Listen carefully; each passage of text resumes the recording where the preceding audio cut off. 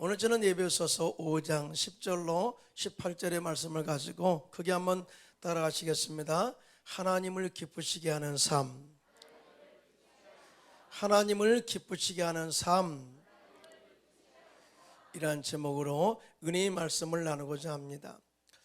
우리들이 신앙생활하면서 가장 큰 기쁨이 무엇일까요? 생각해 보았어요. 그런데 성경적 관점에서 본다면 나의 삶을 통해서 하나님을 기쁘시게 하는 삶이다라는 거예요. 하나님을 기쁘시게 하는 삶은요, 믿음의 승리를 이룬 삶에 증명된 삶입니다. 믿으시면 아멘. 왜냐하면 믿음이 없이는 하나님을 기쁘시게 못한다, 이렇게 말씀하고 있거든요. 또한 우리가 하나님을 기뻐하고 하나님을 기쁘시게 하면 우리의 마음의 소원을 다 이루어 주신다고 약속하고 있습니다. 한마디로 말하면 하나님을 기쁘시게 하는 삶은 하나님의 축복이 보장된 삶이다라는 것을 증명하고 있어요. 믿으시면 아멘. 그런데요, 가장 더 큰 이유가 있어요. 하나님을 기쁘시게 하는 삶이 되게 이유는 뭐냐? 바로 우리의 삶의 가치와 목적과 또 세상 속에서 미치는 영향력이 어둠 가운데 사는 세상 사람들과 다르기 때문이다라는 것을 강조하고 가르치기 위해서 그렇게 말씀하신 거예요. 사실은 사도 바울이 오늘 본문의 말씀을 하기 전에 이런 이야기를 합니다. 너희가 전에는 어둠이더니 이제는 주 안에서 빛이라, 빛의 자녀들처럼 행하라. 그러면서 빛의 열매는 모든 착함과 의로움과 진실함에 있다, 이렇게 말씀을 해요. 그러니까 우리의 삶을 통해서 세상의 어둠을 밝히고 세상 속에서 우리의 착한 행실을 통해서 선한 영향력을 미쳐라. 그러면서 오늘 본문 에베소서 5장 10절에 시작, 주를 기쁘시게 할 것이 무엇인가 시험하여 보라. 생각해 보라, 연구해 보라, 곰곰이 생각해 보라. 이렇게 하면서 주님을 기쁘시게 하는 삶이 얼마나 중요한가를 말씀하고 있습니다. 다시 말하면 주님 안에서 빗된 우리들은 하나님의 선하시고 기뻐하시고 온전한 뜻이 무엇인가를 분별하고 또한 그의 말씀대로 삶으로 하나님을 기쁘시게 하고 하나님의 약속된 축복을 받아 누리시기를 예수님의 이름으로 축원합니다. 내가 분명히 말합니다. 우리가 하나님의 빗된 자녀로서 하나님을 기쁘시게 하면 하나님 나라의 상속자로서 누릴 수 있는 특권을 다 누릴 수가 있습니다. 그런데 이에 따른 또 다른 책임과 의무를 행해야 된다는 또한 이 하나님의 뜻이 포함되어 있어요. 자, 그러면 하나님을 기쁘시게 하면 축복이 보장되어 있는데요, 이 축복을 위해서 하나님을 기쁘시게 하는 삶이 무엇일까요? 첫째로 열매 없는 어둠의 일을 끊고 이 참여하지 마라, 이 말씀을 해요. 오늘 보면 에베소서 5장 10절로 11절입니다. 시작. 너희는 열매 없는 어둠의 일에 참여하지 말고 도리어 책망하라. 그들이 은밀히 행하는 것들은 말하기도 부끄러운 것들이라. 아멘. 여기서 사도 바울은 열매 없는 어둠의 일과 빛의 열매를 맺는 삶을 서로 대립해서 설명을 하고 있어요. 이렇게 서로 대립하여 강조한 것은 어둠에 있는 삶은 열매가 없는 무의미한 삶이고요, 가치가 없는 허탄한 삶이다라는 것을 강조하기 위해서 이렇게 말씀한 거예요. 다시 말해서 우리 신앙에는 반드시 열매를 맺어야 되는데 열매가 없는 이 허탄한 삶은 무익한 것이다, 가치가 없는 것이다, 그리고 하나님을 기쁘시게 할 수가 없다, 이 말씀을 하고 있어요. 하나님은 그 열매로서 그 나무의 가치를 알 수 있다고 했어요. 예수님께서는 열매 맺지 않는 무화과나무를 저주하셨죠. 사도 바울은 디도에게 열매 없는 자가 되지 않도록 힘써 배우고 좋은 일을 준비하라고 권면했고요, 사도 베드로도 힘써 우리 주 예수 그리스도를 알기에 게으르지 말고 열매 없는 자가 되지 않도록 하라고 말씀했습니다. 할렐루야. 그러니까 우리들은요, 빛의 자녀의 삶을 살 뿐만 아니라 열매 없는 어둠의 삶을 청산하고 열매 맺는 빛의 자녀로 사는 것이 하나님을 기쁘시게 하는 삶이다 라고 이렇게 말씀하고 있어요. 사랑하는 성도 여러분, 열매 없는 어둠의 삶이 왜 나쁘냐면요, 이 어둠의 삶은 어둠의 주관자 마귀에게 속해 있기 때문에 그렇습니다. 여러분, 어둠의 일은 은밀하게 행하는 것을 말합니다. 은밀히 행하는 것은 숨기는 것을 의미하죠. 숨기는 것들이 뭐예요? 부끄러운 것이고요, 수치스러운 것이고요, 불명예스러운 것들을 의미합니다. 그래서 이렇게 열매 없는 어둠에 속한 삶은 결국은 멸망이요, 죽음으로 이끌어가게 될 수밖에 없다, 이 말씀을 경고하고 있는 것입니다. 이 꿈의 사람 요셉은 형들에 의해서 미디안 상인에게 팔려 애굽의 시대장 보디발의 집에 들어가게 돼요. 그곳에서 요셉은 열심히 자기 맡은 일에 정직하게 일해서 인정받아서 가정총무의 자리에 앉게 되고 하나님이 그와 함께 하심으로 형통한 자가 되어 하나님의 축복을 그곳에 함께 나누게 돼요. 성경에 보니까 창세기 39장 1, 3절에 그걸 증명합니다. 시작. 야훼께서 요셉과 함께 하심으로 그가 형통한 자가 되어 그의 주인 애굽 사람의 집에 있으니 그의 주인이 야훼께서 그와 함께 하심을 보며 또 야훼께서 그의 범사에 형통하게 하심을 보았더라. 아멘. 하나님의 사람, 빛의 자녀가 그 집에 들어가니 그 집이 형통하게 되고 복을 받게 되고 밭의 식물이 복을 받고 형통한 은혜가 임하게 되었다. 저는요, 여러분의 삶이 그러한 영향력을 미치기를 예수님의 이름으로 축원합니다. 그런데 마귀는 이렇게 형통하게 가는 요셉을 가만히 두지 않아요. 얼마 후에 요셉의 아름다움에 반한 보디발의 아내가 요셉에게 눈짓으로 동침하기를 청합니다. 요셉은 그때 단호하게 유혹을 거절하고 이 거절한 이유를 다음과 같이 자세하게 설명을 해요. 창세기 39장 8절로 9절입니다. 시작. 요셉이 거절하며 자기 주인의 아내에게 이르되 내 주인이 집안 모든 소유를 간섭하지 아니하고 다 내 손에 위탁하였으니 이 집에는 나보다 큰 이가 없으며 주인이 아무것도 내게 금하지 아니하였어도 금한 것은 당신뿐이니 당신은 그의 아내임이라. 그런즉 내가 어찌 이 큰 악을 행하여 하나님께 죄를 지으리까 하고 거절의 이유를 아주 자세하게 이야기했어요. 그러니까 나는 내 신분의 본분을 제대로 알고 있어요. 나는 주인이 내게 부탁한 모든 규칙을 제대로 알고 있습니다. 이걸 행할 뿐입니다 라는 거예요. 가장 중요한 것은 나는 하나님의 자녀로서, 빛의 자녀로서 이곳에 들어왔는데 내가 어떻게 아무도 모르는 사이에 은밀하게 죄를 지어서 하나님께 범죄한 모습으로 드러내겠습니까? 라고 하는 하나님을 경외, 하나님을 두려워하는 그런 마음이 있었다. 믿으시면 아멘.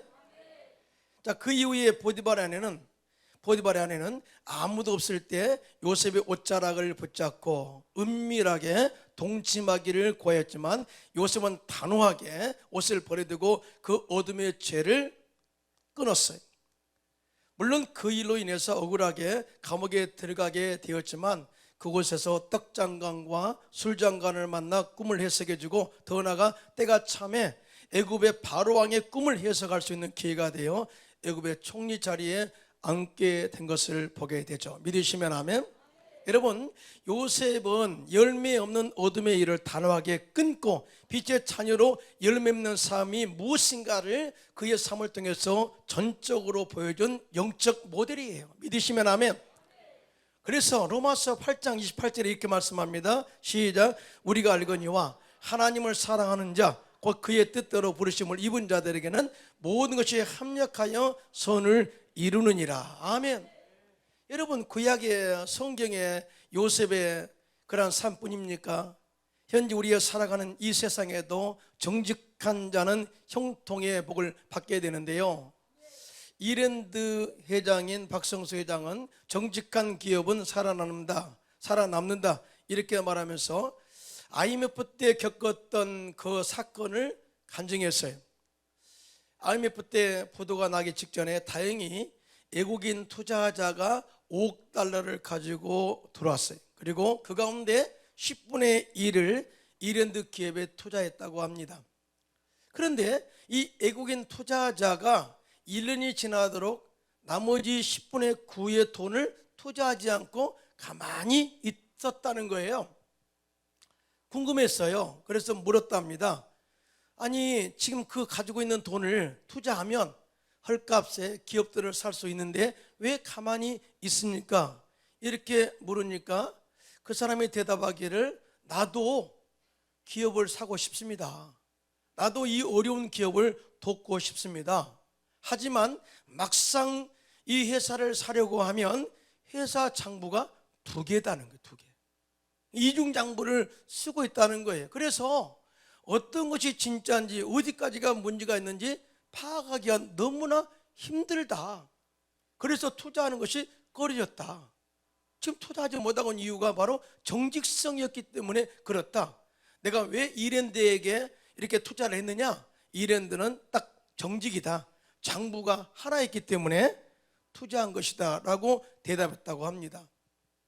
그때 얻은 결론은 하나 있는데, 정직하면 언제나 손해를 본다. 그러나 결정적일 때는 정직에서 살아날 수가 있다고 하는 성경적 해답을 얻었다고 고백했습니다. 할렐루야. 이에 대해서 욥기서 8장 6절 7절입니다. 시작. 또 청결하고 정직하면 반드시 너를 돌보시고 내 어려운 처소를 평안하게 하실 것이라. 내 시작은 미약하였으나 내 나중은 심히 창대하리라. 믿으시면 아멘.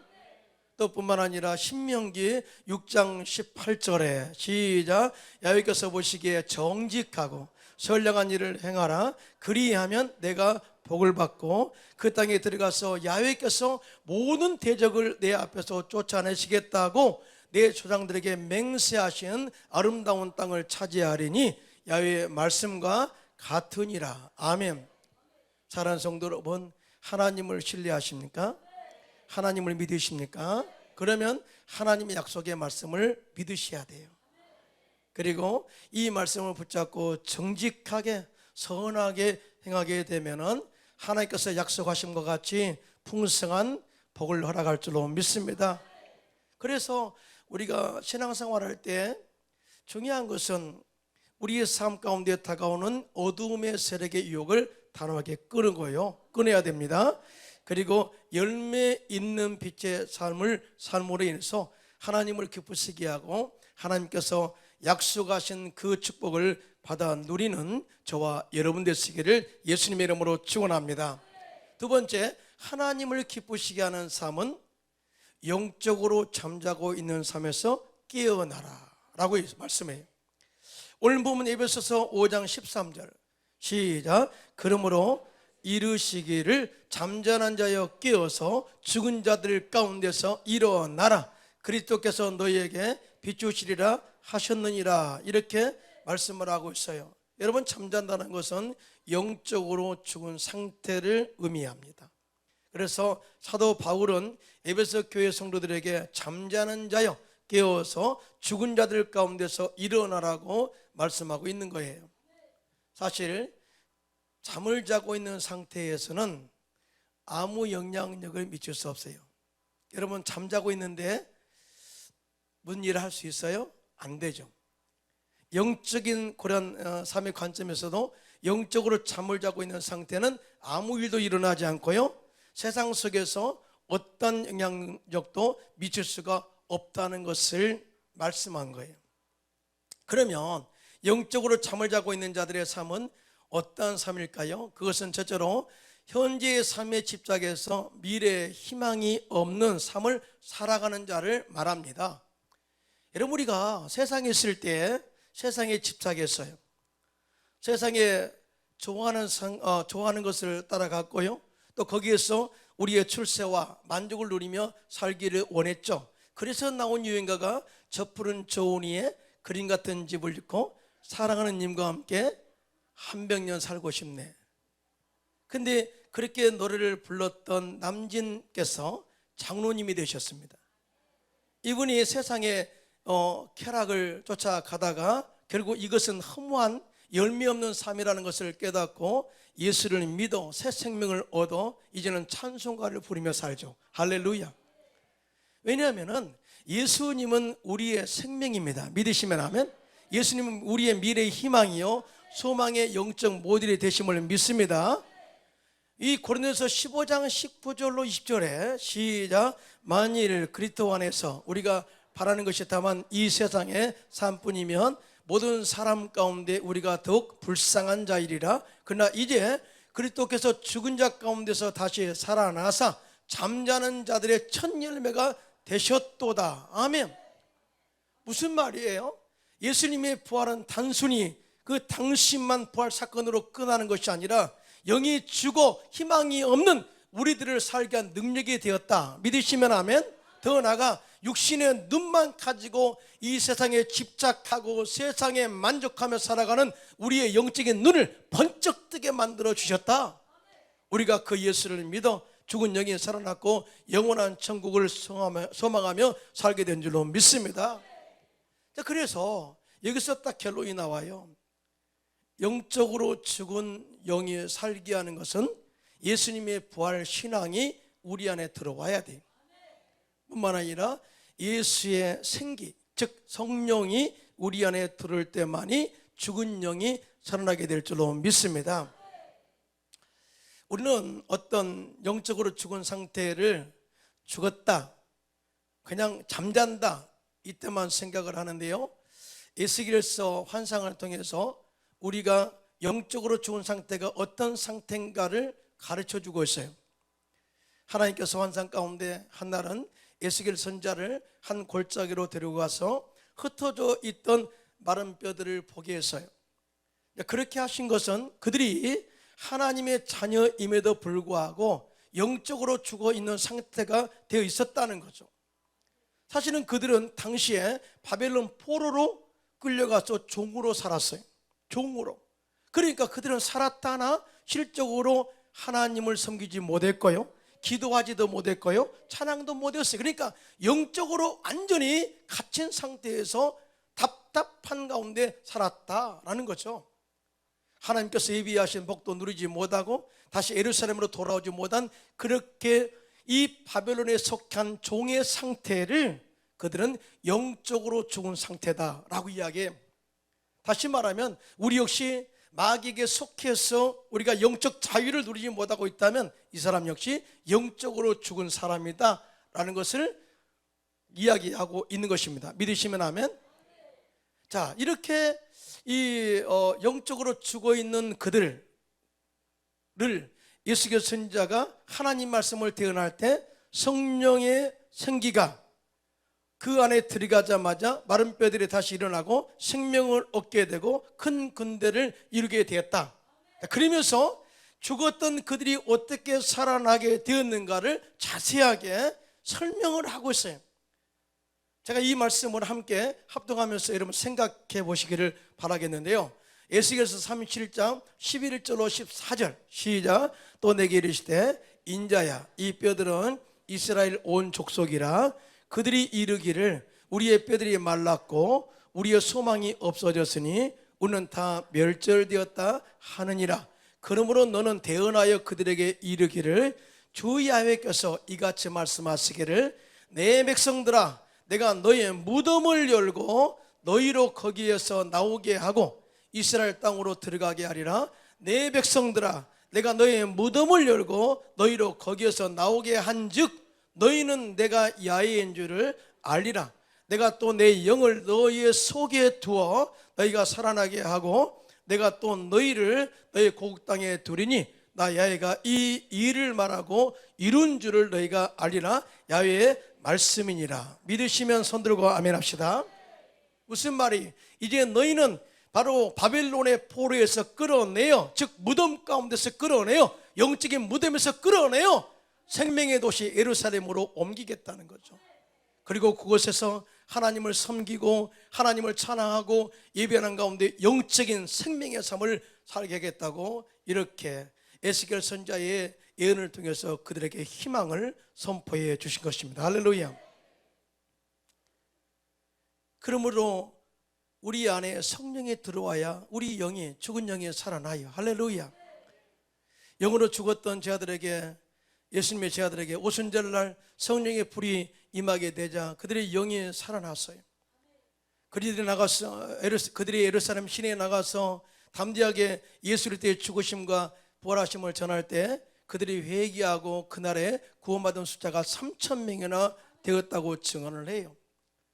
이와 같이 성령이 잠자고 있던 120명의 제자를 살렸고요, 성령의 능력을 힘입어 담대하게 예수의 생명을 선포할 때 영적으로 죽은 예루살렘 도시가, 예루살렘 백성들이 살게 하는 역사가 일어나게 된 줄로 믿습니다. 이러한 역사가 성령의 능력으로 우리의 삶 가운데 일어나기를 예수님의 이름으로 축원합니다. 또한 잠자는 자들을 영적으로 게으른 자들이다, 이렇게 말을 해요. 잠언서 6장 9절에 시작. 게으른 자여, 내가 어느 때까지 누워 있겠느냐? 내가 어느 때에 잠이 깨어 일어나겠느냐? 아멘. 사실 게으른 사람은 눈을 뜨고 있어도 일어나야지 하면서 일어나지 않아요. 그래서 일할 기회도 잃어버리고요, 또 성공할 기회도 잡지 못합니다. 여러분, 게으름이라는 것은 이겁니다. 일어나야 한다는 것을 알고도 행동으로 일어나지 않는 것. 영적으로 한번 접근해 볼까요? 우리가 기도가 얼마나 중요해요. 기도하면 응답받습니다. 이런 걸 알고도 기도하지 않은 거. 자, 전도하면 많은 영혼을 살리고 우리가 축복의 통로가 될 줄로 믿습니다. 알면서도 예수 그리스도를 전하지 않는 거. 봉사하면 하나님께서 우리에게 복을 주시고 먼저 그 나라와 그 일을 구하면 모든 것을 다 하신다 말씀했어요. 그럼에도 봉사를 망설이는 것, 이 모든 것이 전반적으로 영적인 게으름의 또 다른 모습으로 나타날 수도 있다라는 것을 말씀하고 있어요. 또 게으른 자가 얼마나 더 지독하냐면요, 잠언서 26장 15절에 시작. 게으른 자는 그 손을 그릇에 넣고도 입으로 올리기를 괴로워하느니라. 무슨 말인지 알죠? 이 밥을, 배가 고파요. 그래서 밥이 옆에 있어서 손을 딱 그 집어넣었어요. 그런데 이거 힘든 거야. 그래서 이걸 입에다 못 넣는 거예요. 제가 옛날에 한번 그런 예화를 한번 든 적이 있어요. 하도 게으른 남편이 있었는데 멀리 그 아내가 출장을 떠나게 되는데 그냥 밥만 해놓고 가면 굶어 죽을 것 같아요. 왜? 너무나 게으르니까, 밥을 안 먹으니까. 그래서 침대 옆에다가 음식을 잘 해가지고 맛있게 해놓고 갔대요. 꼭 드시라고. 그랬더니 갔다 보니까 굶어 죽었더래요. 아니, 놀릴까지는 없고 그냥 이야기예요. 예. 왜냐하면은 옆에 있는, 침대 옆에 있는 밥도 먹기가 싫어가지고 손이 움직이기가 싫어서 결국 이 죽었다는 이야기입니다. 예, 이야기. 그런데요, 여기서 게으른 자에 대해서 성경에 정확하게 어떤 모습인가를 이야기하고 있는데요, 게으른 자의 히브리어는 아첼이라는 단어를 써요. 그런데 이 뜻은 한가하게 기대다, 늦추다, 머뭇거리다라는 뜻을 가지고 있어요. 그러므로 게으른 자는 결단성이 없고 한가하게 빈둥거리고 팔짱만 끼고 머뭇거리고 있는 상태를 의미해요. 여러분, 이런 사람들은 좋은 결과를 기대할 수가 없죠. 여러분, 우리가 예수님께서 비유로 말씀하신 달란트 비유, 우리는 지금까지 달란트 비유 열심히 충성해서 이런 이야기를 많이 들었어요. 그런데 예수님께서 이 달란트 비유를 통해서 정확하게 이 달란트 비유가 주는 그 이유를 이야기하고 있어요. 어떤 사람이 타국으로 떠나기 전에 종 셋을 불렀죠. 한 사람에게는 5달란트, 다른 사람에게는 2달란트, 그 다음에 다른 또 한 사람에게는 1달란트 주고 떠났어요. 성경에 보니까 2달란트 받은 자, 5달란트 받은 자는 가서 열심히 일하여 배를 남겨서요, 그리고 그것을 주인에게 가져왔을 때 주인의 마음을 기쁘게 했어요. 얼마나 주인이 기쁘게 했어요. 그래서 착하고 충성된 종이라 인정을 했고요, 더 나아가 그 주인이 배설한 잔치자리에 참여하는 영광을 얻게 됩니다. 이것이 바로 부지런한 자, 열매 있는 자의 결과라. 근데 반대로 1달란트 받은 자는 일하지 않고 그 1달란트를 밭에 땅에 묻어 놓았다가 주인이 돌아왔을 때 그것을 주인에게 돌려주었습니다. 그런데 주인은 진노합니다. 자, 마태복음 25장 26절, 이 말씀은 정말 중요하니까 함께 합독합니다. 시작. 그 주인이 대답하여 이르되 악하고 게으른 종아, 나는 심지 않은 데서 거두고 해치지 않은 데서 모으는 줄로 네가 알았느냐 하고 주인의 마음을 진노하게 했고요, 또 그 결과 그것을 빼앗아 10달란트 있는 자에게 주라 명령했고요. 마태복음 25장 30절에 결과입니다. 시작. 이 무익한 종을 바깥 어두운 데로 내쫓으라. 거기서 슬피 울며 이를 갈리라 하니라 라고 말씀을 해요. 그러니까 이 게으른 자의 결말은 지옥이라는 거죠. 이것이 바로 마지막 때 우리가 천국이냐 지옥이냐를 선택할 때의 하나님의 이 기준을 이야기하고 있거든요. 저는 여러분들이 정말 복받기를 원하고요, 크게 아멘할까요? 형통하기를 원하고 잘 되기를 원하고 이 땅에서 영혼이 잘 되고 범사가 잘 되고 강건한 축복을 누릴 뿐만 아니라 우리가 세상에 사명 다하고 끝나는 날 천국 갈 때 하나님의 칭찬이 있기를 예수님의 이름으로 축원합니다. 자, 그 다음에 세 번째, 하나님을 기쁘시게 하는 삶은 뭐냐? 하나님의 뜻에 따라 세월을 지혜롭게 사용하라는 거예요. 시간을 지혜롭게 사용해라. 오늘 본문 에베소서 5장 15절로 17절 시작. 그런즉 너희가 어떻게 행할지를 자세히 주의하여 지혜 없는 자 같이 하지 말고 오직 지혜 있는 자 같이 하여 세월을 아끼라. 때가 악하니라. 그러므로 어리석은 자가 되지 말고 오직 주의 뜻이 무엇인가 이해하라. 아멘. 여기서 두 가지를 발견합니다. 첫째로, 시간을 지혜롭게 잘 배치해서 먼저 할 것하고 집중할 수 있는 그런 시간을 잘 배열해 보아라 라는 거예요. 첫째로. 두 번째는 우리의 시간을 세상에 열매 없는 것에 허비하지 말고 주의 뜻이 무엇인가를 분별하고 주님의 뜻에 합당한 삶의 시간을 투자하라 라고 하는 이 메시지를 주고 있거든요. 여러분 믿으시면 아멘. 여러분, 시간이라는 것은 모든 사람들에게 주어진 축복이에요. 그런데 그 시간을 지혜 있게 효과 있게 사용할 때 그 시간이 우리들을 성공과 축복으로 이끌어갈 줄로 믿습니다. 그런데 시간 경영 기술이라는 책을 쓴 일본의 유명한 시간관리 전문가인 마스자키 순도는 그런 이야기를 합니다. 시간의 중요성에 대해서 아끼지 않고 시간을 잘 아껴서 지혜롭게 쓰는 방법은 뭐냐? 분산해서 시간을 쓰지 마라.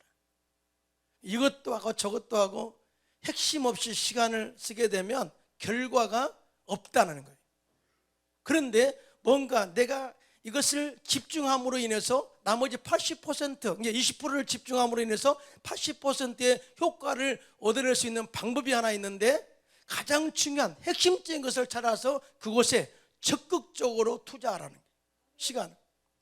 이것이 바로 이 시간을 잘 운영하는 비결이다라는 거죠. 여러분요, 예수를 제대로 믿으면, 하나님 말씀을 제대로 보면 우리가 하나님을 기쁘시게 하고 성공하는 비결이 다 나와 있어요.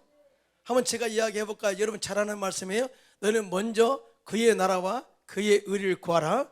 그리하면 이 모든 것을 너에게 더하시리라.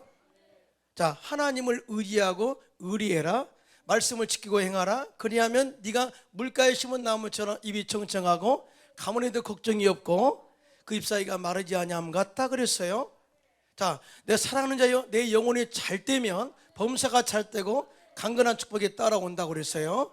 자, 이렇게 영적인 축복의 원리가 아주 여러 가지 방법으로 우리에게 말씀하셨거든요. 그러니까 우리가 어디에 시간을 집중할 것인가를 정확하게 하나님은 말씀해 주셨다. 믿으시면 아멘.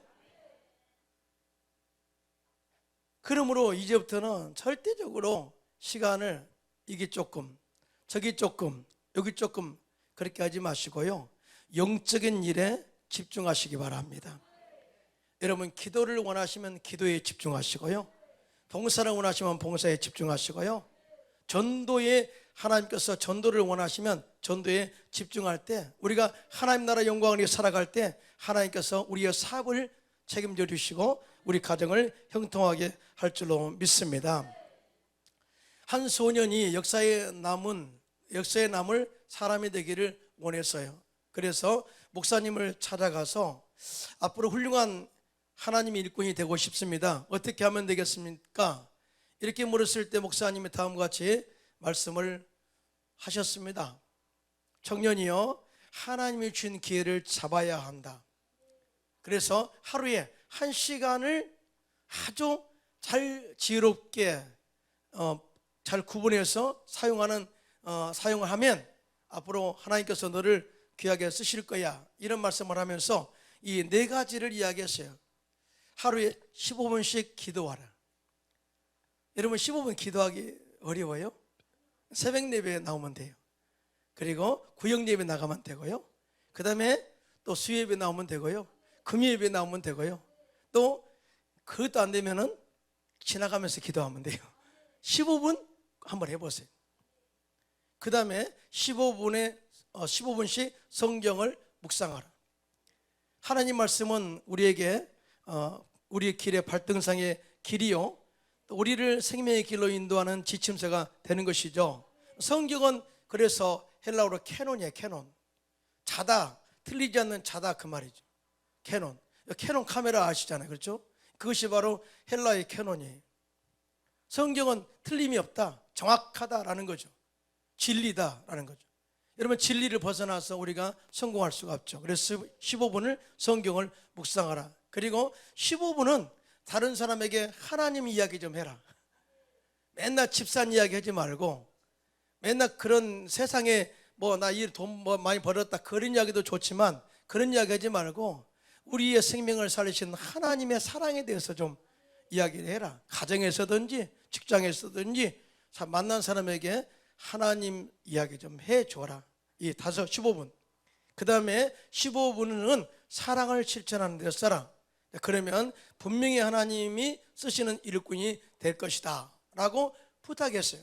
자, 이 소년은 정말 순수했어요.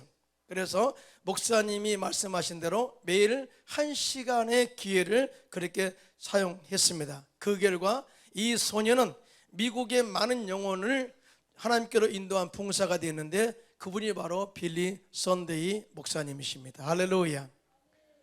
이와 같이 시간은 주어진 시간에 기회를 잡는 자에게 주어지는 축복이죠.